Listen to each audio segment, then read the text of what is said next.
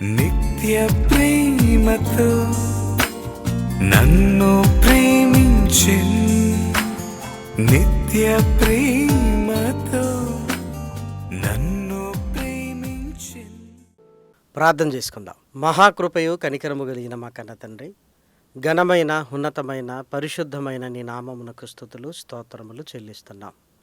శాశ్వత ప్రేమను టీవీ కార్యక్రమము ద్వారా పరిశుద్ధ లేఖనములను ధ్యానించుచుండగా నీ సహాయాన్ని అనుగ్రహించండి తండ్రి. నీ దాసుడనైనా నన్ను బలపరచండి. శక్తి కలిగిన నీ మాటలు బోధించగలిగే సామర్థ్యాన్ని అనుగ్రహించండి. వినుచున్న నీ పిల్లలకు వివేచనను కలిగిస్తూ విశ్వాసమందునైనా స్థిరపరచండి తండ్రి. కుటుంబాలకు దీవెనకరముగా నాయన, సంఘానికి క్షేమాభివృద్ధిని కలిగిస్తూ ప్రతి హృదయమునైనా రక్షణ వెలుగును చూచున్నట్లుగా ఈ కార్యక్రమాలన్నీ నీ మహిమార్థమై నీ ఆత్మ సహాయము చేతనైనా ముందుకు తీసుకుని వెళ్ళమని మిమ్మల్ని కోరుకుంటూ క్రీస్తు నామం నీ ప్రార్థన అడిగి వేడుకొనుచున్నాము తండ్రి, ఆమెన్. ప్రేమన దేవుని వారలారా, దేవుని అపారమైన ప్రేమను బట్టి, ఆయన ఉచితమైన కృపను బట్టి పరలోకమందున్న కన్న తండ్రికి క్రీస్తు పేర కృతజ్ఞతాస్తుతులు చెల్లించుచున్నాను. దేవుని పిల్లలైన మీ అందరికీ క్రీస్తు పేర శుభములు వందనములు తెలియజేసుకుంటూ, మరందరూ క్షేమముగా ఉన్నారు అని ప్రభు ప్రేమను బట్టి మేము తలంచుచున్నాము. వాక్య పఠనమునందును ప్రార్థనా జీవితమునందును పట్టు వదలక కొనసాగాలి అని ప్రభు ప్రేమను బట్టి మిమ్మల్ని అందరినీ కోరుకుంటూ మీ అందరి కొరకు ప్రార్థన చేస్తున్నాము అని తెలియజేయుటకు ఎంతగానో సంతోషిస్తూ ఈరోజు కూడా లేఖనాలను ధ్యానించడానికి సిద్ధపడి పరిశుద్ధ గ్రంథాన్ని మీ చేతుల్లోనికి తీసుకొని వాక్యాన్ని చూస్తూ వాక్య ధ్యానాన్ని కొనసాగించవలసిందిగా ప్రభు ప్రేమను బట్టి మిమ్మల్ని కోరుకుంటున్నాను. క్రైస్తవ జీవితంలో విశ్వాసం అనేది చాలా ప్రాముఖ్యమైనది.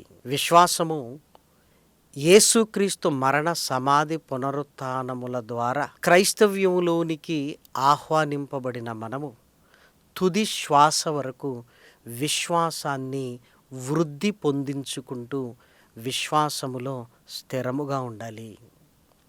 చాలా సందర్భాలలో పరిస్థితులు మారుతున్నప్పుడు, స్థితిగతులు మారుతున్నప్పుడు, కష్టము నష్టము కలుగుతున్నప్పుడు, అన్నీ ఉన్నప్పుడు వాక్యాన్ని బట్టి విశ్వసిస్తున్న మనం కష్టాలు నష్టాలు రాగానే విశ్వాసాన్ని కోల్పోయే ప్రమాదం ఉంది. చాలామంది జీవితాలలో చిన్న చిన్న కార్యములు కూడా మా కుటుంబంలో నా జీవితంలో జరగటం లేదు అని వాపోతూ ఉంటారు. మరి చిన్న కార్యము కూడా జరగటం లేదంటే నీ విశ్వాసపు స్థితిని ఒక్కసారి మీరు ఆలోచించండి.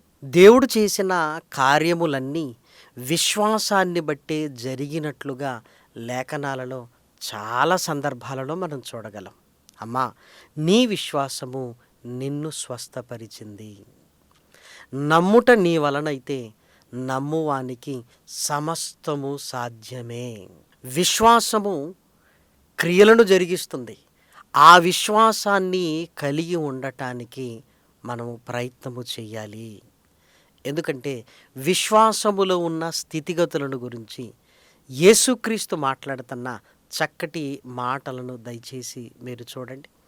పరిశుద్ధ లేఖనాలలో వ్రాయబడిన చక్కటి మాట మత్తయి సువార్త 17వ అధ్యాయము 20వ వచనం. అందుకాయన, మీ అల్ప విశ్వాసము చేతనే మీకు ఆవగింజంత విశ్వాసం ఉండిన ఎడల ఈ కొండను చూచి ఇక్కడి నుండి అక్కడికి పొమ్మనగానే అది పోవును. మీకు అసాధ్యమైనది ఏదియూ ఉండదని నిశ్చయముగా మీతో చెప్పుచున్నానని వారితో అనెను. యేసుక్రీస్తు అల్ప విశ్వాసము, ఆవగింజంత విశ్వాసము అంటున్నాడు. అంటే ఆవగింజంత విశ్వాసము మనం కలిగి ఉంటేనే ఇంత గొప్ప కార్యము జరుగుతుంది. అంటే విశ్వాసము చిన్నదైనా దాని విలువ ఎంత గొప్పదో మీరు ఆలోచించండి. బంగారాన్ని కేజీలలో చెప్పరు, చాలా విలువైంది గనక గ్రాములు తులములతో కొలుస్తుంటారు. అలాగే విశ్వాసాన్ని కూడా మనం ఆలోచించగలిగితే అది ఎంత విలువైందైతే ఆవగింజంత విశ్వాసము కూడా ఇంత గొప్ప కార్యాన్ని చేయగలదు అంటున్నాడు. 21 ఈ కొండను చూచి ఇక్కడి నుండి అక్కడికి పొమ్మనగానే అది పోవును. అంటే ఆవగింజంత విశ్వాసమే ఇంత కార్యము చేస్తుంటే మన జీవితంలో చిన్న చిన్న కార్యాలు కూడా జరగటం లేదు అని మనం భావిస్తున్నామంటే ఎంత విశ్వాసము మనకు లేదు అంటే కనీసం ఆవగింజంత విశ్వాసము లేకుండానే మనం బ్రతుకుతున్నాము అని ఏమండి మన జీవితాల మీద చాలా కోపం కలుగుతుంటుంది ఈ వాక్యాన్ని మనం ధ్యానిస్తున్నప్పుడు. ఎందుకంటే ఇంత చిన్న విశ్వాసము కొండను కదిలించగలిగిందైతే మన జీవితంలో చిన్న కార్యాలు కూడా జరగటం లేదు అంటే ఆవగింజంత విశ్వాసం కూడా మనకు ఉండటం లేదా? ఆధునిక టెక్నాలజీ, వస్తువులు, మనుషులు వీళ్ళను నమ్మటమే మన జీవితంలో ఎక్కువ అవుతుంది. పరిశుద్ధ లేఖనాలు, ప్రార్థన, వాక్య పఠనాన్ని, లేఖనాల సమృద్ధిని హృదయంలో మనం కలిగి ఉండి ఏ కాలములోనైనా దేవుడు కార్యములు చేయగలిగిన సమర్థుడు అన్న ఆ విశ్వాసంలో మన జీవితాలు ఎదుగుతున్నాయంటారా? ఈ ఆవగింజంత విశ్వాసం ఎలా ముందుకు వెళ్ళాలో లేఖనాలలో మనం చూడగలిగితే మరలా యేసుక్రీస్తు మాటను మనం జ్ఞాపకం చేసుకుంటే మత్తయి సువార్త 15:28 అందుకు యేసు, అమ్మా నీ విశ్వాసము గొప్పది. తన కుమార్తె కొరకు యేసుక్రీస్తును ఆశ్రయించిన తల్లితో యేసుక్రీస్తు మాట్లాడుతున్న మాట. ఏమంటే మనుష్యులు మనల్ని గొప్పవారని పొగుడుతున్నారు అంటే అవసరాలు, పరిస్థితులు. కానీ యేసుక్రీస్తు ఒక తల్లిని చూచి అమ్మా నీ విశ్వాసము గొప్పది అంటున్నాడంటే ఆవగింజ కంటే ఎక్కువ విశ్వాసాన్ని కలిగి ఉన్నావు అని యేసుక్రీస్తు మాట్లాడుతున్నాడు కదా. ఆవగింజంత విశ్వాసము గొప్ప విశ్వాసముగా మారాలి. ఈ తల్లి తన కుమార్తె స్వస్థత కొరకు యేసుక్రీస్తును ఆశ్రయించి గొప్ప విశ్వాసాన్ని కలిగి ఉంది అని యేసుక్రీస్తే ఆమెను గురించి మాట్లాడుతున్న ఈ మాట చాలా మన విశ్వాసాన్ని పరీక్షించుకునేటట్లుగా చాలా ఉన్నతంగా కనబడుతుంది కదా. దయచేసి మీరు ఆలోచించండి. ఆ విశ్వాసాన్ని బట్టి తన కుమార్తె స్వస్థతను ఆమె పొందుకుంది. ఆవగింజంత విశ్వాసము గొప్ప విశ్వాసముగా మారాలి. ఆ గొప్ప విశ్వాసము దేనిగా మారాలో ఇప్పుడు మరలా లేఖనాలను దయచేసి మనం చూడగలిగితే లూకా సువార్త 7:9 యేసు ఈ మాటలు విని అతని గూర్చి ఆశ్చర్యపడి తన వెంట వచ్చుచున్న జన సమూహము వైపు తిరిగి ఇశ్రాయేలులోనైనను ఇంత గొప్ప విశ్వాసము నేను చూడలేదని మీతో చెప్పుచున్నానెను. ఇక్కడ తన దాసుడి కొరకు యేసుక్రీస్తును ఆశ్రయిస్తున్న ఆ శతాధిపతి విశ్వాసాన్ని యేసుక్రీస్తు గొప్పది అంటున్నాడు. కానీ దానికంటే ముందు ఆశ్చర్యపోతున్నాడు. ఇంత విశ్వాసాన్ని కలిగిన వారు ఉన్నారా? యేసుక్రీస్తుకే ఆశ్చర్యాన్ని కలిగించిన విశ్వాసము. మహనీయుడైన యేసుక్రీస్తు విశ్వాసమునకు కర్త అయిన ఆయనకే ఆశ్చర్యాన్ని కలిగించి ఇశ్రాయేలులోనైనను ఇంత గొప్ప విశ్వాసాన్ని అని నేను చూడలేదు అని యేసుక్రీస్తు అన్నాడు అంటే మీరు ఆలోచించండి.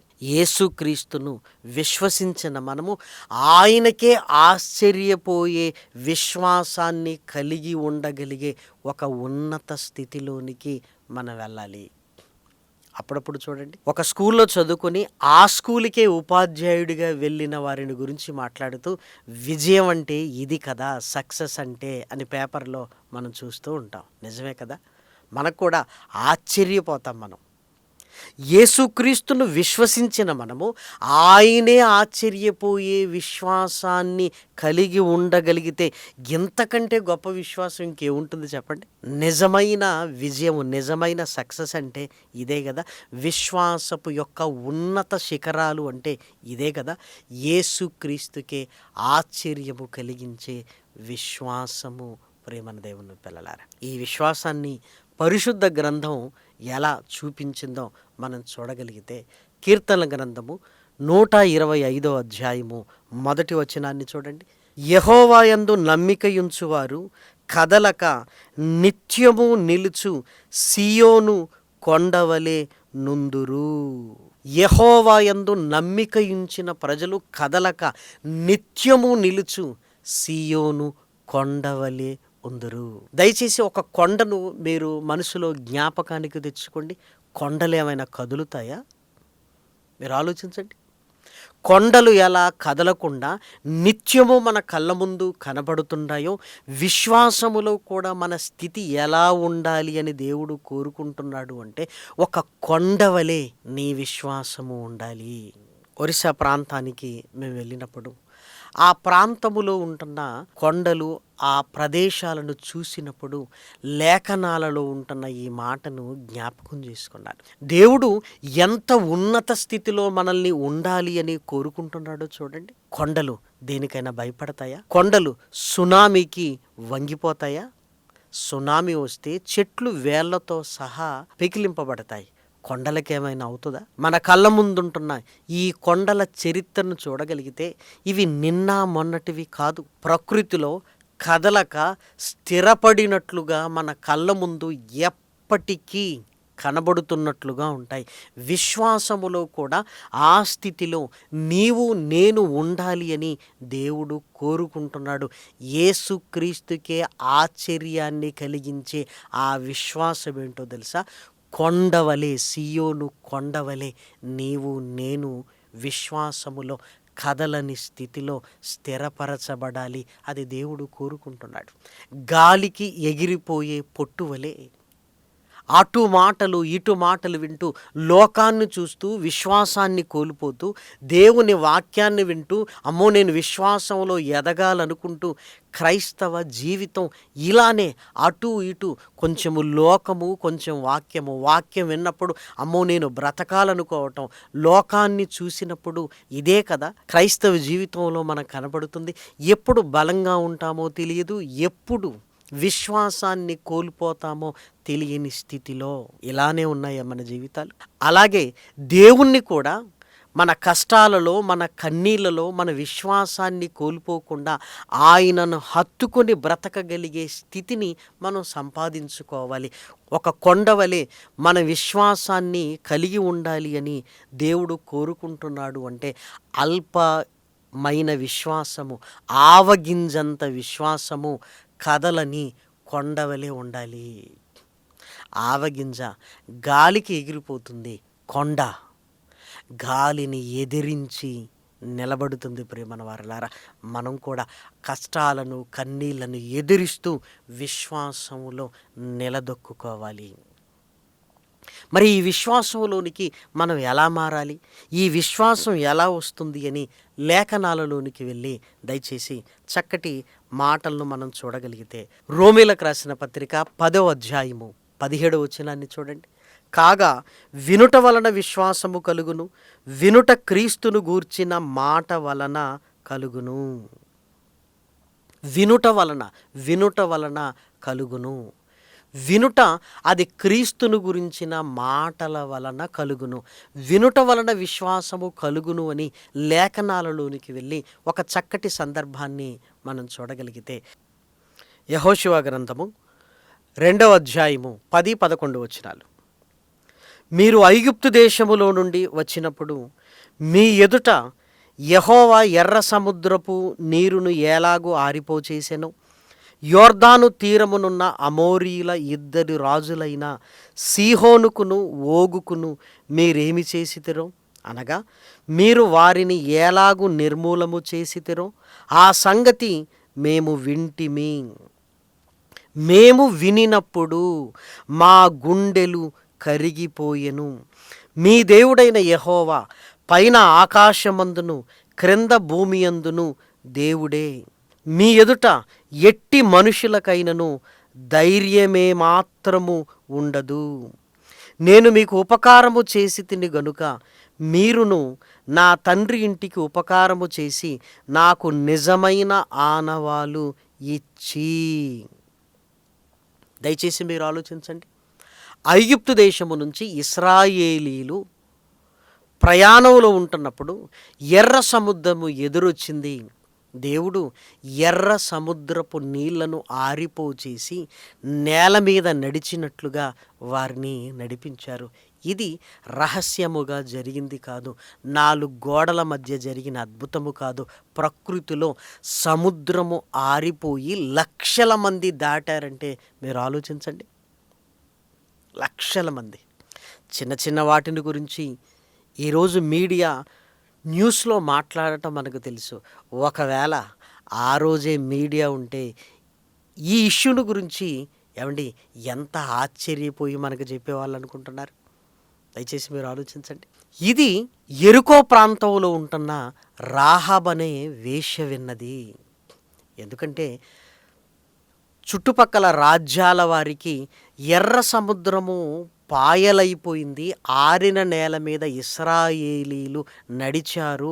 6 లక్షల మంది సుమారు కాల్బలం అన్న సంగతి తెలియకుండా ఎలా ఉంటుంది చెప్పండి? ఎర్ర సముద్రము ఆరిపోయింది, వీళ్ళు నడిచారు. వీళ్ళు వస్తున్నారు అంటే ఆ సముద్రాన్ని దాటుకొని రావటం అంటే అసాధ్యము కదా. ఫరో కూడా ఇశ్రాయేలీలను మరలా వెనక్కి తీసుకొని రావాలని ఏ ధైర్యంతో బయలుదేరాడంటే ముందు ఎర్ర సముద్రం ఉంది, సముద్రాన్ని దాటి ఎలా పోగలరన్న ధైర్యమే.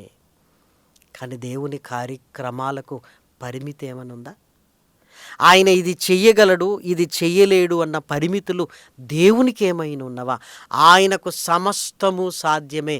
ఆయనకు అసాధ్యమైనది ఏదియూ లేదు అని లేఖనము సెలవిస్తుంది.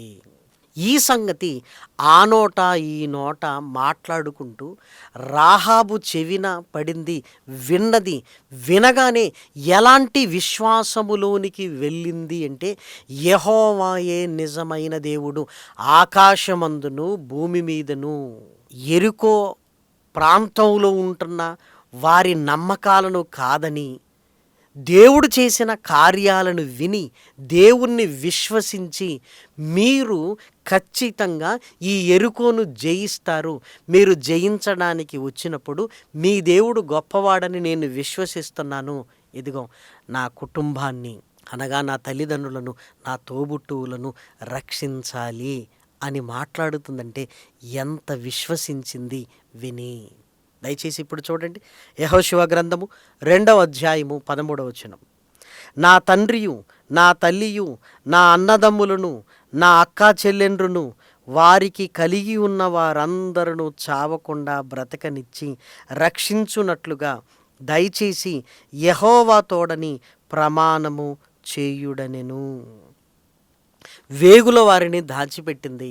వేగుల వారిని దాచిపెట్టడానికి కూడా కారణం ఏంటంటే వీరు నమ్మిన దేవుడు గొప్పవాడని విని విశ్వసించింది. వినుట వలన విశ్వాసము కలుగును అన్న మాటను రాహాబ్ అనే వేశ్యను గురించి జాగ్రత్తగా మనం ఆలోచించగలిగితే అప్పటి వరకు ఒక వేశ్యగా పిలువబడిందేమో కానీ వినుట వలన విశ్వాసము కలిగింది అంటే ఆ రోజు నుంచి విశ్వాసములోనికి వచ్చింది. ఆ విశ్వాసము కదలని విశ్వాసము, స్థిరముగా ఉండే విశ్వాసము, పరిస్థితులకు అతీతంగా దేవుడు చేసిన కార్యాన్ని కేవలము విని ఎంత బలంగా విశ్వసించిందో దయచేసి మీరు చూడండి. ఒక కార్యాన్ని దేవుడు చేసినది విని ఇంత విశ్వాసములో ఉండగలిగితే క్రైస్తవ జీవితంలో మనం వింటున్న మాటలు, టీవీలో చూస్తున్న కార్యక్రమాలు, వెళుతున్న సభలు, చదువుతున్న లేఖనాలు, దేవుడు మా జీవితంలో కార్యములు చేశాడు అని అనేకులు చెబుతున్న సాక్ష్యాలు, చివరికి నీ జీవితంలో ఇది దేవుడు చేశాడని నువ్వు చెప్పినవే ఇన్ని వింటూ, ఇన్ని మాట్లాడుతూ, ఇన్ని చూస్తూ ఇంకా విశ్వాసములో ఆవగింజంత పరిమాణంలో కూడా మనం రాలేకపోయామంటే ఎక్కడున్నాం ప్రేమన దేవుని పిల్లలారా? జీవితంలో ఎదగాలని కోరుకుంటున్నావే, మరి విశ్వాసంలో అక్కడే ఉంటావా? కష్టం రాగానే దేవుణ్ణి నిందించటం, నష్టం రాగానే అమ్మో దేవుణ్ణి కీర్తించటం మన జీవితంలో ఎప్పుడు ఇదేనా? పౌలు గారు యేసుక్రీస్తు మరణ సమాధి పునరుత్థానములను విశ్వసించి కష్టాలలో కన్నీళ్లలో తన విశ్వాసాన్ని పోగొట్టుకోలేదు, స్థిరముగా నిలబడ్డాడు. ఆయన సియోను కొండవలే. సియోను కొండవలె ఎన్ని మాటలు మనం వెంటన్నా ఆ మాటలను హృదయములో నుంచి తొలగించుకొని మరలా లోకపు వార్తలను మన హృదయంలో పదిలపరుచుకొని విశ్వాసములో మనం సన్నగిల్లిపోతున్నాం ప్రేమన వారలారా. లేఖనాలు మన కళ్ళ ముందుకు వచ్చాయి. ప్రతి ఆదివారము ప్రభు రక్తమును ప్రభు శరీరమును మనం భుజిస్తున్నాం. అంతేకాదు నీ జీవితంలో ఎన్ని కార్యాలు చేశాడు, నీ కళ్ళ ముందున్న వారి జీవితంలో ఎన్ని కార్యాలు జరుగుతున్నవి, లేఖనాలలో ఉన్న అద్భుతాలు ఇవన్నీ సమృద్ధిగా వాక్యము మన హృదయంలో ఉంటే కొండవలే నమ్మకము కలిగి నీ ఉంటావు. కాబట్టి ఆవగింజంత నుంచి ఒక కొండవలే స్థిరముగా కదలని వారుగా ఉండగలిగే ఆ విశ్వాసములోనికి మనం వెళ్ళాలి ప్రియమైన వారలారా. యేసుక్రీస్తును స్వరక్షకునిగా మనం అంగీకరించి ఇక చాలు అనుకుంటున్నాం. లేదు, విశ్వాసంలో ఎదగాలి. విశ్వాసం ఎలా వస్తుంది? వినుట వలన. అంటే వాక్యపు సమృద్ధి ఎప్పుడైతే మన హృదయములో ఉంటుందో నువ్వు కదలని స్థితిలో ఉండగలుగుతావు. వాక్యం లేకపోతే వినుట వలన విశ్వాసము కలుగును. లోకపు మాటలు విన్నామనుకోండి, వారి మాటల వల్ల విశ్వాసం కలుగుతుంది. దేవుని వాక్యాన్ని విన్నామనుకోండి, వాక్యపు పట్ల దేవుని పట్ల విశ్వాసములో మనం ఎదుగుతాం ప్రేమన వారలారా. క్రైస్తవ జీవితంలో అది చాలా ప్రాముఖ్యమైనది. హెబ్రీయులకు రాసిన పత్రిక 11వ అధ్యాయము 31వ వచనం. విశ్వాసమును బట్టి రాహాబను వేశ్య వేగుల వారిని సమాధానముగా చేర్చుకొనినందున అవిధేయులతో పాటు నశింపక పోయెను. ఆ విశ్వాసానికి ఫలము పొందుకుంది. ఇప్పుడు నీవు నేను విశ్వాసానికి ఫలము ఏంటో తెలుసా? భూమి మీద ఏదో కార్యములు జరగటమే కాదు ప్రియమైన వారలారా, మరణించి తిరిగి లేవాలి అన్న ఆలోచనను కలిగి ఉన్నాము. ఈ చిన్న చిన్న కార్యాలే దేవుడు చేయటం లేదు అని ఇక్కడే నువ్వు ఆగిపోతే మృతుల పునరుత్థానపు ఆ విశ్వాసపు ఫలాన్ని మనం పొందుకోగలమా? అంటే రోమీయులకు రాసిన పత్రిక 8వ అధ్యాయము 35వ వచనం. క్రీస్తు ప్రేమ నుండి మనలను ఎడబాపువాడు ఎవడు? శ్రమ అయినను, బాధ అయినను, హింస అయినను, కరువైనను, వస్త్రహీనత అయినను, ఉపద్రవమైనను, ఖడ్గమైనను మనలను ఎడబాపునా? ఏమండి, ఇన్ని పరిస్థితుల మధ్య క్రీస్తుకు నేను దూరం అవ్వటం లేదంటే కొండవలే విశ్వాసాన్ని నేను కలిగి ఉన్నాను. ఇక్కడ వ్రాయబడినవి చాలా పెద్ద పెద్దవి ప్రేమన వారలారా. కరువు, ఖడ్గము, ఉపద్రవము, చిన్న చిన్నవే నా జీవితంలో జరగటం లేదని ఇంకా నువ్వు అక్కడే ఆలోచిస్తున్నావే తప్ప పౌలు గారి విశ్వాసాన్ని మీరు చూడండి. మనల్ని ఎడబాపకూడదు అంటున్నాడు. ఇవన్నీ పౌలు గారి జీవితంలో వచ్చిన విశ్వాసాన్ని ఆయన పోగొట్టుకోలేదు. చివరికి ఏమన్నాడు? నా విశ్వాసాన్ని నేను కాపాడుకున్నాను అన్నాడు. రాహాబు అనే వేశ్య తన విశ్వాసమును కాపాడుకొని తన ఇంటి వారందరినీ రక్షించుకుంది. పౌలు గారు తన విశ్వాసాన్ని కాపాడుకొని నీతి కిరీటము సంపాదించుకున్నాడు అన్న సంగతి మనందరికీ తెలుసు కదా. కేవలం చనిపోయిన తర్వాత వ్రాసుకునే వాక్యము కాదు. నా పరుగు కడముట్టించి తిని నా విశ్వాసాన్ని కాపాడుకుంటుని అన్నమాట. బ్రతికుండగా నీ విశ్వాసము నా విశ్వాసము ఏ స్థితిలో ఉంది? అల్ప విశ్వాసంతో ఉన్నావా? గొప్ప విశ్వాసాన్ని కలిగి ఉన్నావా? యేసుక్రీస్తు ఆశ్చర్యపోయే విశ్వాసాన్ని కలిగి లేఖనాలలో చెప్పినట్టుగా కదలని ఒక కొండవలి నీ ఉన్నావా? కదలని విశ్వాసము రాహాబన్న వేశ్యది విన్నది, అది హృదయములో ముద్రించుకుంది. ఎంతమంది ఎన్ని చెప్పినా ఇంకా ఆమె వినదు, కొండవలే ఉంది, కదలదు.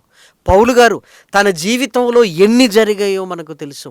అన్ని జరిగిన విశ్వాసాన్ని విడిచిపెట్టలేదంటే కదలని స్థితిలో ఆయన ఉన్నాడు.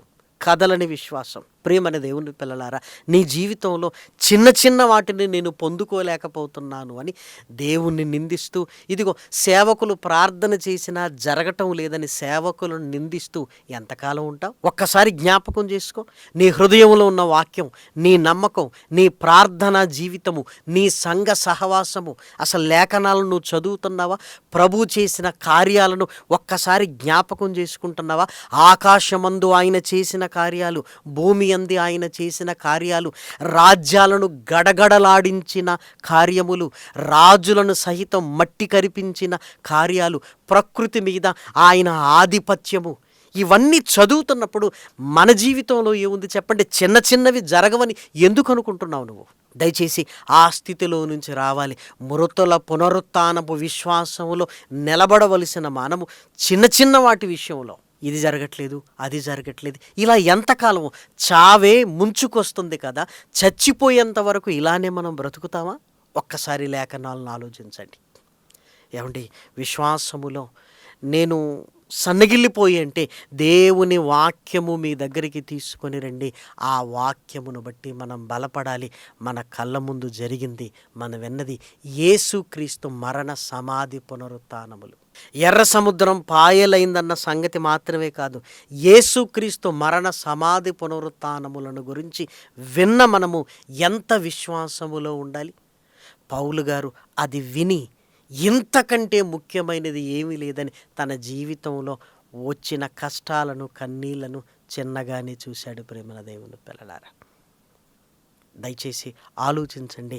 లేఖనాలలో ఉంటున్న సత్యాన్ని గుర్తించి కీర్తన గ్రంథములో వ్రాయబడినట్లుగా కదలని స్థితి, నిత్యము నిలుచు కొండవలే ఆయన యందు నమ్మిక ఉంచువారుగా స్థిరముగా నిలబడాలి అని దేవుని ప్రేమను బట్టి మిమ్మల్ని అందరినీ కోరుకుంటూ ఈ మాటలు నేను ముగిస్తున్నాను. ప్రార్థన చేసుకుందాం. మహాకృపయు కనికరము కలిగిన మా కన్న తండ్రి, ఘనమైన ఉన్నతమైన నీ నామమునకు స్తుతులు స్తోత్రములు చెల్లిస్తున్నాం. విలువైన నీ మాటలు నాయన నీ పిల్లలు విన్నారు.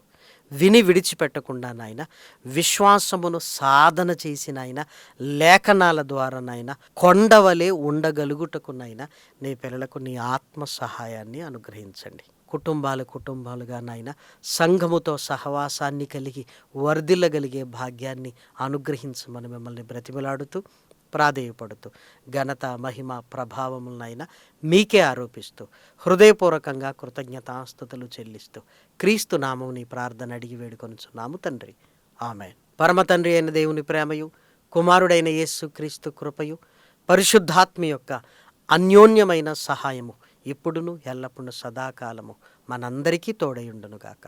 ఆమేన్. అందరికీ వందనాలు.